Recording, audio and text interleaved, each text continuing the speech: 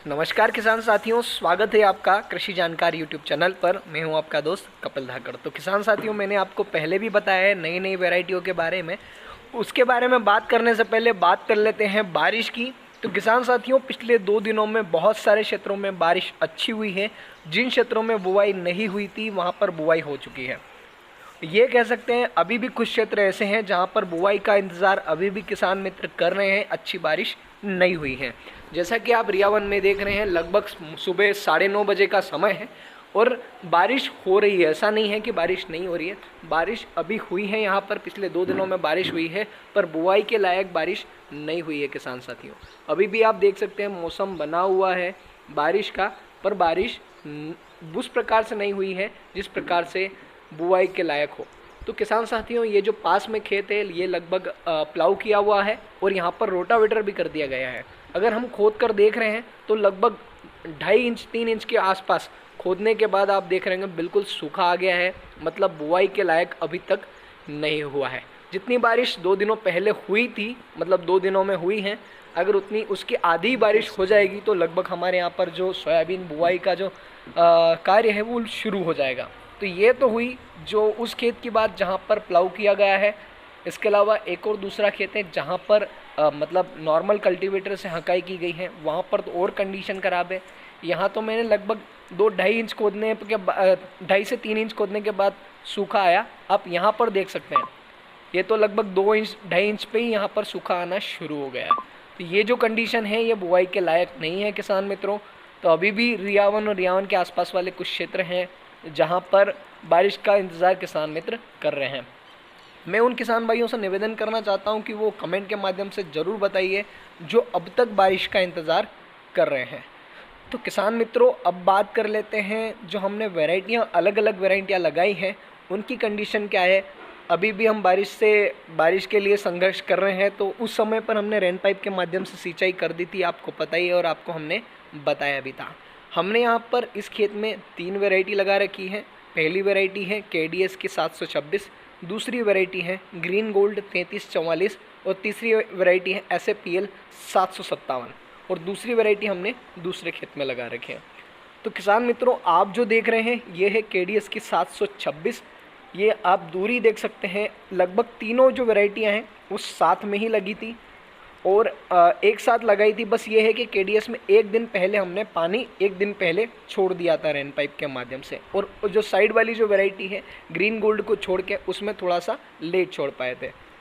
पानी की व्यवस्था करने के चक्कर में हम थोड़ा सा ये कह सकती है कि मतलब जो मैं आपको प्री इमर्ज हर्बिसाइड्स है, पानी की व्यवस्था करने के चक्कर में प्री इमर्ज हर्बिसाइड की व्यवस्था हम नहीं कर पाए और हम उसको समय रहते स्प्रे नहीं कर पाए। आप खरपतवार देख सकते हैं, बहुत ज़्यादा खरपतवार उगाया है खेत में।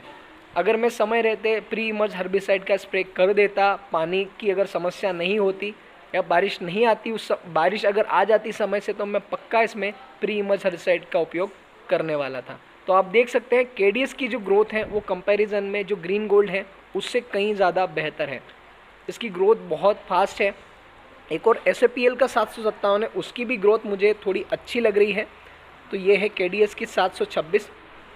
अब किसान मित्रों देख लेते हैं ये जो आप सोयाबीन देख रहे हैं ये है ग्रीन गोल्ड की 757। KDS और दोनों में हमने लगभग साथ में ही पानी छोड़ा था। आप दोनों की जर्मिनेशन कंडीशन देख सकते हैं। KDS 726 का जो जर्मिनेशन है वो कंपैरिजन में फास्ट है और ये ग्रीन गोल्ड का जर्मिनेशन आप देख सकते हैं। अभी तो ये उग रहे हैं किसान मित्रों, दोनों साथ में लगाए थे और दोनों के अंदर जो पानी है वो भी लगभग सेम डे हमने एक ही साथ हमने छोड़ा था। तो आप इतना फ़र्क देख सकते हैं। ये कह सकते हैं शुरुआत में ही कि KDS की जो ग्रोथ है वो कंपैरिजन में ग्रीन गोल्ड की तुलना में थोड़ी सी अच्छी है। एक और वैरायटी किसान मित्रों देख लेते हैं जो है SAPL की 757। आप इसकी ग्रोथ देख सकते हैं। इसके अंदर जो पानी हमने छोड़ा था वो ग्रीन गोल्ड और KDS के एक दिन बाद में छोड़ा था। आप देख सकते हैं ये भी लगभग ग्रीन गोल्ड जो है उनके समान ही इनकी ग्रोथ है, मतलब ये भी जर्मिनेशन थोड़ा अच्छा है ग्रीन गोल्ड के कंपैरिजन में।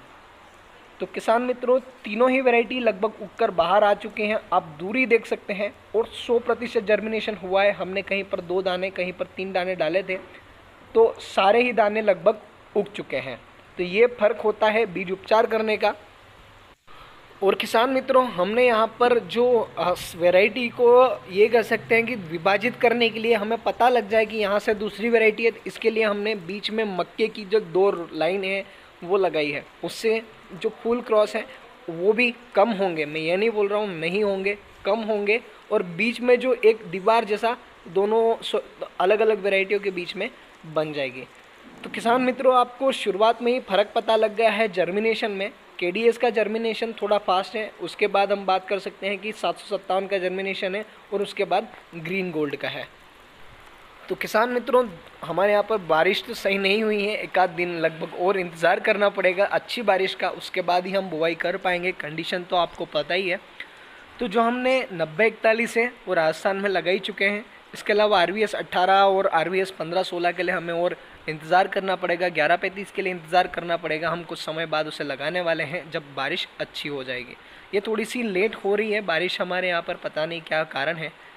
तो किसान मित्रों, अलग अलग सोयाबीन की अलग अलग जानकारियों के लिए आप हमारे चैनल को सब्सक्राइब जरूर करिएगा। वीडियो अच्छा लगा है तो लाइक करिएगा, और अगर कोई कमी रह गई है तो वो भी लिखिएगा। और ऐसी कोई जानकारी अगर आपको चाहिए तो वो भी कमेंट के माध्यम से ज़रूर पूछिएगा। जय जवान, जय किसान, धन्यवाद।